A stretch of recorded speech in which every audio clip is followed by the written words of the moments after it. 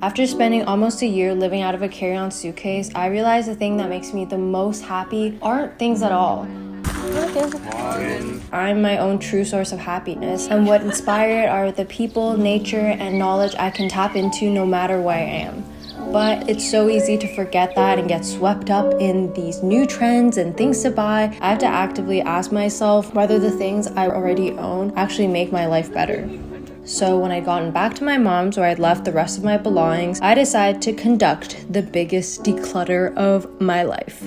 I've done many closet cleanouts in the past, so it was pretty easy to do one of those on my own. This is 60 items. But to go through every single thing I owned, I needed a game plan. After some internet research, I decided to try the Mins game, which gamifies decluttering with a 30-day challenge where you get rid of one thing on day 1, 2 things on day 2, all the way up to 30 items on day 30, totaling out to 465 objects in total that you would be saying goodbye to. This is so much stuff. Although I started out pretty optimistic, it was still very daunting and it did get pretty rough at times this past month. But by the end of it, I felt like I had shed so much heaviness from my life. Not only did my room feel airier, lighter, brighter, so did my mental space. I had more energy, more creative motivation. I just felt more at peace where I was. So if you want to experience this challenge for yourself without losing all of your brain cells, I'm going to be sharing with you the strategies I devised through this past month. Number 1 is make a cute tracker. I drew one out that I could put on my wall as a cute little decor piece and help me to visually see my progress to motivate me. Look how cute my tracking sheet is. Like, I can't not succeed this game with a tracking sheet this cute. And also made me excited to play the game every day because it was genuinely so fun to fill out. Yay! I am simply slaying. Putting it somewhere prominent will also remind you that this is a little task you need to get done for the day. I'm going to bed feeling extremely accomplished tonight, okay? Tip number 2, do not go in chronological order. At least I didn't. As someone who usually gets a burst of motivation in the beginning, I tried to get rid of as much as possible at first and then save the smaller number for days that I had less energy, which made the challenge feel a lot more manageable. Number 3 is split your room or house into smaller chunks. If you're looking at the entire space as a whole, it will feel super daunting. So if you can break it down into really manageable sections, you can start off with the easiest area or the one you've been procrastinating the longest, depending on what you're feeling that day. And this way you won't forget areas of the house that you usually don't go through either. One thing I think that's super important this 30-day declutter challenge doesn't go over is digital clutter, which I think is almost just as important as physical clutter because we live so much of our lives online now. My computer has been slow, but to be fair, like, I haven't done everything I can to make my laptop as fast and smooth as possible, which is why I downloaded Clean My Mac.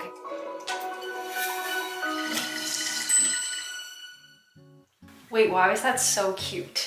They help you remove all the unneeded junk. They can fully uninstall programs and just like wipe things more cleanly than you would just by yourself, and helps you increase the overall performance speed of your laptop. Also, the design is really cute. She's going. I'm running Clean My Mac.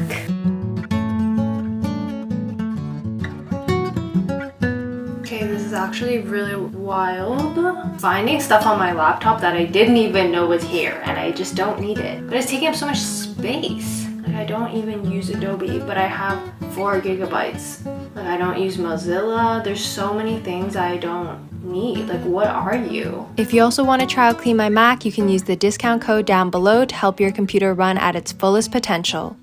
Number 5 is to do 2 sweeps 2 weeks apart. Some areas I passed through once. I realized a few weeks later that I didn't actually need a bunch of the stuff I'd kept, like these old letterpress stamps. Thought I would reference the designs, but I've had them for over 3 years and never touched them. So I figured it was time to donate some of them to people who could actually use them. And at first I'd set aside about half of them, but then after some time I realized the likelihood of me using the rest were just as slim. Ended up just keeping 3 of them as a little memento and put them into this memory box that I have, where I also put letters and small gifts that friends, viewers, or family have given to me.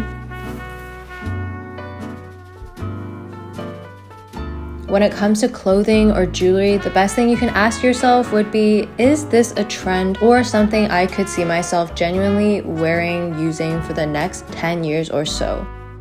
So often in the past, I've bought things just because they were cute or I thought I would frolic around in sheer vintage dresses. So pretty though. There's no part of my lifestyle that has that. And even if you really like something, I think it's still reasonable to ask yourself, how often would you wear it? Don't remember the last time I wore this. Like in terms of jewelry, I have a necklace and a few earrings, and those are all I really wear. The rest were kind of trendy items or gifts or things that I just never ended up wearing that someone else could easily appreciate more. Number 7 is asking yourself, does this item significantly improve my life? This painting from one of my favorite artists does make me feel significantly happier every time I look at it, but things like buying an excess of cute stationery doesn't actually make me more happy or productive, which I used to think it did, but now I've realized I was more so buying into the idea of organization rather than organization itself, because giving away all these tapes, stickers I rarely touched, my drawers actually feel much neater, and I just kept a few of the items I actually reach to on a weekly basis. Okay, we're doing good. Number 8 is asking yourself, would I notice if this object went missing? The fact that I didn't even realize or remember these 2 boxes existed probably means that most of the things in here can say goodbye. There are a bunch of things that I've kept just in case I'd need them in the future, or I had attached sentimental value to that I hadn't actually touched or looked at in years, or just like plainly forgotten. Like these rocks that I had collected in my past travels. They've been sitting in a bag in the basement and I completely forgot about them. I have to say though, I feel like when they're all put together, it looks really cool. But Leah, you don't need this. You don't need a bunch of rocks. I think I brought them thinking that they would capture these memories of these places, but the thing that actually captures them is my noggin. I love you all. The memories will always be in my noggin. Number 9 is more personal. It might not apply to you, but I asked myself, would I own this if I lived in a shared economy? I really believe in creating the reality that you want to live in, and one of mine is being a part of a world where we just share the things that we have when we're not currently using them so they can be used by someone else who needs it. If I finished a book, I feel like they're kind of just sitting there collecting dust when someone else could be enjoying them too, which is why I love places like the library or even just giving away books that I've finished reading. I feel like if we all shared what we didn't need, we would be living in this happy circular economy, and you can apply that idea to tools or clothing as well. In fact, when I was in Brighton the past summer and it was so hot, I didn't pack enough lightweight clothing, and a viewer that I had met up with was cleaning out her closet and brought me this new tank top she thought that I would like, and I absolutely loved it. I wore it all throughout the heat wave, and when I got back to London, I brought it to a picnic clothing swap, and someone else now gets to continue wearing this tank top. Tip number 10, when it gets overwhelming, which it definitely will at some point, give yourself a pep talk in the mirror. Okay, I know that everything looks like a mess right now. Just gotta stay calm, stay focused. It's okay, we got this. We're almost done. Just gotta imagine yourself finishing it. How proud, how relieved you're gonna feel. You're great, you're awesome, I'm awesome, you're awesome, we're awesome. And if that's too weird for you, just go for a walk. Strategy number 11, know that you will feel stuck. There's going to be a point where you realize 465 is a really big number and you have no idea what to declutter next or whether or not you'll even be able to finish this challenge. 26, 27, 25, 29. I don't know how I'm gonna do that. Just have a little snack and go take a shower. Your shower thoughts will magically make you remember something you have not gone through yet. The space at the very top of my closet, electronics. God knows what's up there. I don't know how it works, but it does. Trust me. So we have ended up with 51 things, which means we're crossing off 2 days, 22 and 29. Not bad. The This feels like very relieving. And lastly, just remember, once you get over those hurdles, everything will get easier and you will be done the challenge in no time.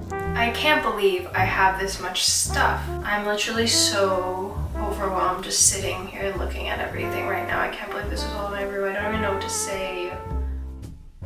Although I'm nowhere near owning as little as I'd like, I think this challenge was a big step in the right direction.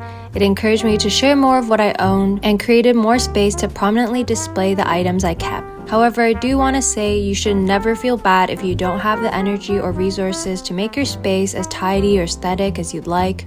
I personally don't believe in the statement that your external environment has to control your internal mood. I think the truth is actually the opposite. If I can practice being grounded from within, then no matter how chaotic the space around me is, I can always try to find a sense of peace. But if you do have the energy and volition to declutter your space, you can download the tracker I made on my website, and I hope you tag me in your before and after pictures so I can see them. Thank you so much for spending your time with me, and I hope to see you next week. You are amazing and wonderful, and I love you. Mwah.